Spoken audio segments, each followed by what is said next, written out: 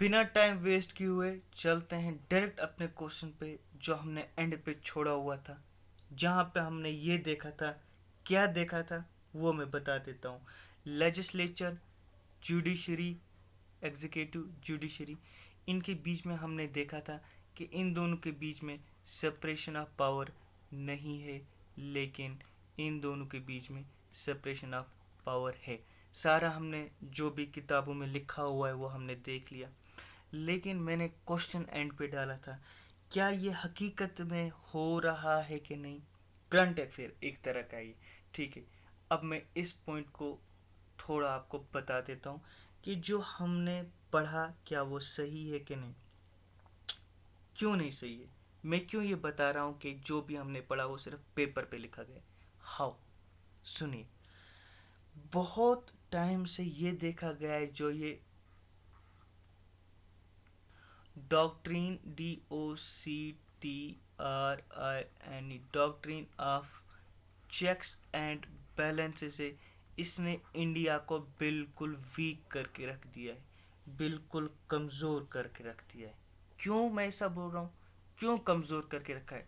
Checks and balance का मतलब legislature, executive, judiciary आपस में एक दूसरे पे नज़र बनाए हुए कि कोई गलत काम नहीं करेगा जी। लेकिन फिर भी आप बोल रहे हो ये इसने इंडिया को वीक करके रखा है। क्यों, नज़र रखनी दूसरे पे अच्छी बात है, कोई गलत कर रहा है उसको रोकेंगे, लेकिन ऐसा क्यों, मैं क्यों ये बोल रहा हूँ, सुनिए क्यों बोल रहा हूँ मैं।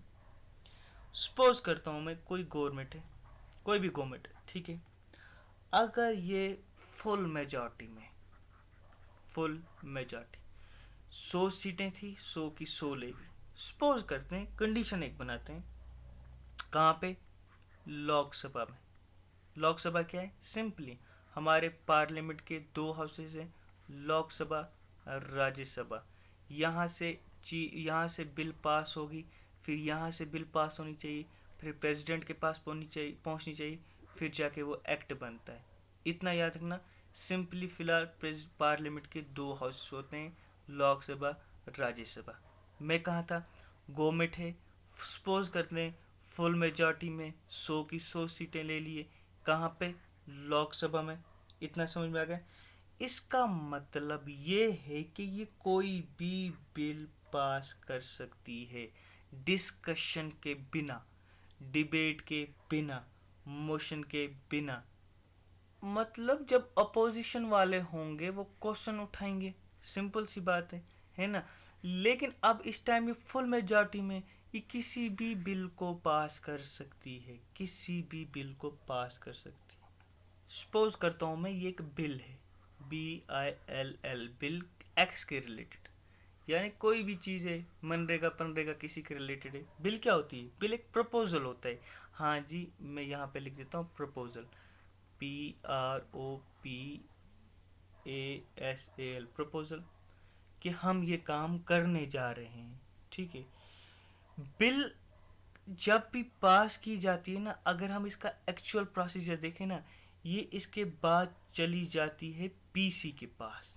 पीसी कौन होता है, पर्सनल कंप्यूटर नहीं, पार्लियामेंट कमेटी। जो पार्लियामेंट कमेटी इस बिल को एनालाइज करती है, जो पार्लियामेंट कमेटी बनी ही होती है, इसीलिए कॉन्स्टिट्यूट हुई ही होती है, इसीलिए कि जब भी कोई बिल पार्लियामेंट में यानी लोकसभा में आएगी, इस बिल को आप एनालाइज करो, इसके मेरिट्स देखो, इसके डिमेरिट्स देखो, इसके एडवांटेज देखो, इसकी इंपॉर्टेंस देखो, सारी चीज़ें देखो, सब कुछ चीज़ें देखो, फिर इस रिपोर्ट को सबमिट करो कहाँ पे, पार्लियामेंट। कहाँ पे करो, पार्लियामेंट में इसको सबमिट करो। फिर ये पार्लियामेंट जो है या इसको एक्सेप्ट करेगी या रिजेक्ट करेगी, that is the matter of parliament itself, हमें उसके साथ वहां जाना नहीं। लेकिन बोलने का क्या मतलब था, जब एक बिल होती है उसको जब भी पार्लियामेंट में पेश किया जाता है, उससे पहले, उससे एक स्टेप पहले वो पार्लियामेंट कमेटी के पास आती है। क्यों आती है, for debate, for discussion, for analysing the merits and demerits, चीज़ें वगैरह देखने के लिए। इसके बाद ही जाती है पार्लियामेंट में। पार्लियामेंट क्या करती है, इसको देखती है, चाहे फिर बाद में वो उसको एक्सेप्ट करे, वो रिजेक्ट करे, वो उसका मैटर है। लेकिन देखा क्या गया है, जो फुल मेजॉरिटी वाली पार्टीज होती हैं वो इस बिल को डायरेक्ट लाती हैं पार्लियामेंट में। कहाँ लाती, यानी इस पॉइंट को स्किप कर देती हैं। स्किप इन द सेंस कि ले भी जाती होंगी, बट फुल मेजॉरिटी, मैंने पहले ही बोला फुल मेजॉरिटी वाला केस लो। फुल मेजॉरिटी, यहाँ पे भी इसी के बंदे होंगे, हर जगह इसी के बंदे होंगे। जब ये बिल यहाँ पे जाती है डायरेक्ट, यहाँ पे क्या होता है, ये ना डिबेट होता है ना डिस्कशन होता है, कुछ भी नहीं होता है, ये बिल पास हो जाती है। क्या हो जाती है, ये बिल पास हो जाती है। जो एक बिल थी उसको पार्लियामेंट कमेटी के पास पहले जाना था। किस लिए जाना था, चेक करने के लिए। वहाँ के मेंबर्स चेक करते उस बिल को, क्या ये ठीक है नहीं है वट एवर, फिर ये पार्लियामेंट के पास जाती। लेकिन यहाँ पे डायरेक्ट पार्लियामेंट में जा रही, without any discussion, without any debate, without any thing. ये डायरेक्ट बन जाती है क्या बिल। बन क्यों जाती है, क्योंकि पार्टी खुद ही फुल मेजॉरिटी में, इसको कोई कुछ कर ही नहीं सकता है। इसीलिए तो मैंने कहा ये चेक्स एंड बैलेंस का सिस्टम जो है, इसने इंडिया को वीक करके रख दिया है पिछले कुछ टाइम में, जब जब फुल मेजॉरिटी में पार्टी आई है। अगर मैं बात करूं इसके अलावा दूसरे एग्जाम्पल की, जुडिशरी के रिलेटेड, कुछ लोग तो कहते हैं जुडिशरी बिकेम इटसेल्फ ए मोनेस्टर। मोनेस्टर क्यों कहा गया जुडिशरी को, ऐसा क्यों कहा गया कि जुडिशरी ऐसी बन गई है, इसलिए कहा गया है क्योंकि जुडिशरी जो कंट्री की है ये भी खुद कुछ भी कर सकती है। एक ने तो बात ऐसी कर दी, he said that judiciary of India are a country, he मतलब it can do anything except convert a man into a women and a women into a women. ऐसा जुडिशरी के बारे में कहा गया है।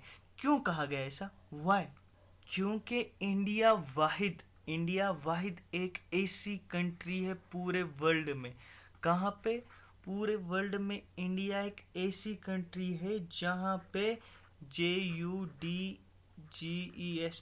जजेस को अपॉइंट खुद से ही किया जाता है। SCLVS themselves means here judges are appointed by themselves, means there is एक सिस्टम होता है जिसको हम कहते हैं कॉलेजियम सिस्टम। कॉलेजियम सिस्टम में क्या होता है मैं बताता हूँ, एक मिनट। कॉलेजियम सिस्टम में एक होता है चीफ जस्टिस ऑफ इंडिया, दूसरे होते हैं 4 सीनियर मोस्ट जज ऑफ सुप्रीम कोर्ट। ये इन दोनों को मिलाकर हम कहते हैं कॉलेजियम सिस्टम, ठीक है। ये जो कॉलेजियम सिस्टम होता है ना, इनका काम होता है जजेस को अपॉइंट करना। देखिए कॉलेजियम सिस्टम में है कौन, कॉलेजियम सिस्टम में चीफ जस्टिस ऑफ इंडिया है। कॉलेजियम सिस्टम में और कौन है, कॉलेजियम सिस्टम में 4 सीनियर मोस्ट जजेस ऑफ इंडिया। यानी जजेस ही जजेस को रिकमेंड कर रहे हैं, जजेस ही जज बना रहे हैं। ये सिस्टम सिर्फ वर्ल्ड में इंडिया में चलता है। आगे at the end president of India ही जज को अपॉइंट करता है, जो बुक्स में लिखा गया है और हकीकत भी है। प्रेसिडेंट ऑफ इंडिया ही जज ऑफ सुप्रीम कोर्ट और हाई कोर्ट उसी को अपॉइंट करता है। बट ये जो इसके पास रिकमेंडेशंस होती है ना, वो होती है कॉलेजियम की, और इसके पास कोई ऑप्शन नहीं होता है बट इस बंदे को अपॉइंट एज ए जज करने के बिना। समझ में आया, फिर से समझाओ। मेरा कहने का मतलब ये है, देखिए प्रेसिडेंट ऑफ इंडिया जो होता है यही सुप्रीम कोर्ट के जज को अपॉइंट करता है, ठीक है। लेकिन हमारे यहाँ पे एक सिस्टम है जिसको कॉलेजियम सिस्टम कहते हैं। इस कॉलेजियम सिस्टम में क्या होता है, एक होता है chief justice of India, plus होते हैं 4 जजेस ऑफ सुप्रीम कोर्ट। ये मिला के एक बॉडी बनती है जिसको कॉलेजियम सिस्टम कहा जाता है। इनका क्या काम होता है इस कॉलेजियम सिस्टम का, जजेस को अपॉइंट करना। यानी जजेस ही जजेस को अपॉइंट कर रहे हैं। बाद में ये नाम रिकमेंड किया जाता है, यानी कहा जाता है प्रेसिडेंट को, प्रेसिडेंट साहब आप इस जो ये बंदा एक्स है ना, आप इसको बना लो कहाँ का जज, सुप्रीम कोर्ट का। इसके पास तो कोई ऑप्शन होता ही नहीं है और इसको करना ही पड़ता है। ये इसको इस एक्स बंदे को सुप्रीम कोर्ट का जज बनाना ही पड़ता है। That is why president of India is known as rubber, RUPPR, rubber stamp. Rubber stamp कहा जाता है प्रेसिडेंट ऑफ इंडिया को। क्यों कहा जाता है? इसके बहुत सारे ऐसे काम है, हम आगे करेंगे। आपको पता है, यहाँ पे मैं एक छोटी सी एक हिंट एक दे दूँ। हम जो भी कहते हैं बड़े बड़े काम होते हैं वो प्रेसिडेंट ऑफ इंडिया करता है ना। लेकिन वो प्रेसिडेंट ऑफ इंडिया नहीं करता है, वो prime minister plus council of ministers करते हैं। लेकिन रिकमेंडेशन दे रहे हैं प्राइम प्रेसिडेंट ऑफ इंडिया को, हाँ जी आप ये करो। क्यों? क्योंकि हेड ऑफ सिटीजन ऑफ होता है president of India. First citizen of state होता है president of India. Head of state होता है प्रेसिडेंट ऑफ इंडिया।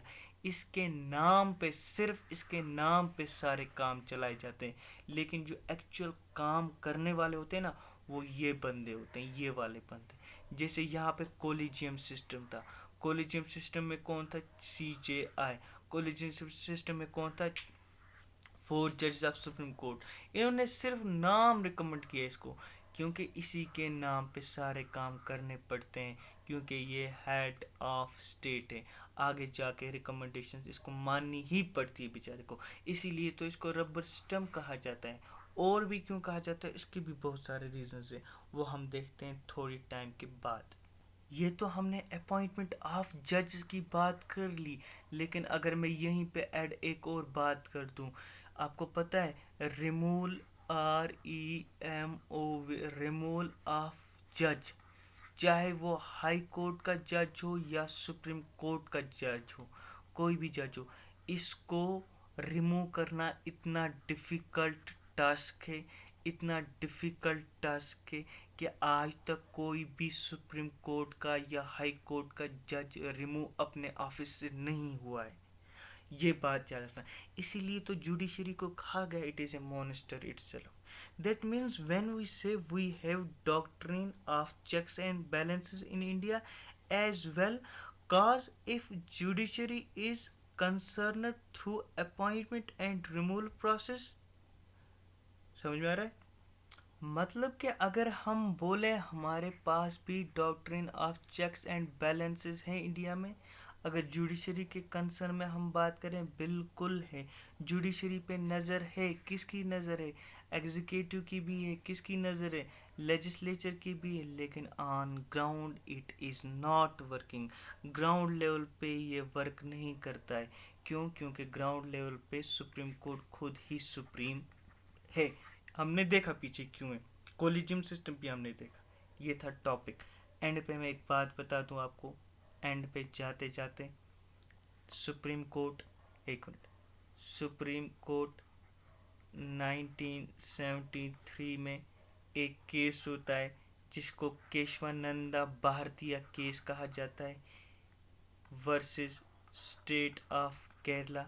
ये केस एक सुप्रीम कोर्ट में चलता है जिस केस का नाम है केशवानंदा भारतीय case versus supreme court of versus state of Kerala.